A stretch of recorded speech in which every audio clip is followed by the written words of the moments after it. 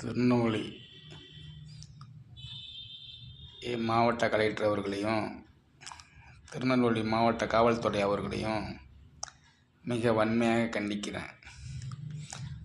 சில தினங்களுக்கு முன்னால் தேவர் சமுதாயத்தை சேர்ந்த இளைஞர்களை 5 பேரை பிடிச்சிட்டு போய் பொய் கேஸ் போட்டு அடித்து கையை காலை உடச்சி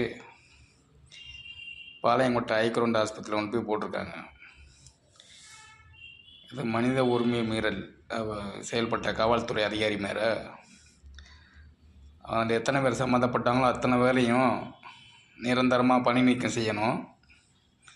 அதுவும் இல்லாமல் கையை காலை உடைச்ச காவல்துறை அதிகாரி மேலே உங்களுக்கு நஷ்டஈடும் வழங்க வேண்டும். இந்த நிலை இப்படி நீடித்தால் திருநெல்வேலி மாவட்ட ஆட்சி நிர்வாகமும் அங்கே உள்ள காவல்துறையும் தமிழ்நாடு முதலமைச்சரும்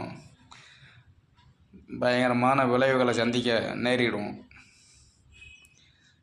இது அகில இந்திய சேர சோழ பாண்டிய பேரரசு நிறுவன தலைவர் SP பாண்டி தேவர், சென்னை. இதை நான் வன்மையாக கண்டிக்கிறேன்.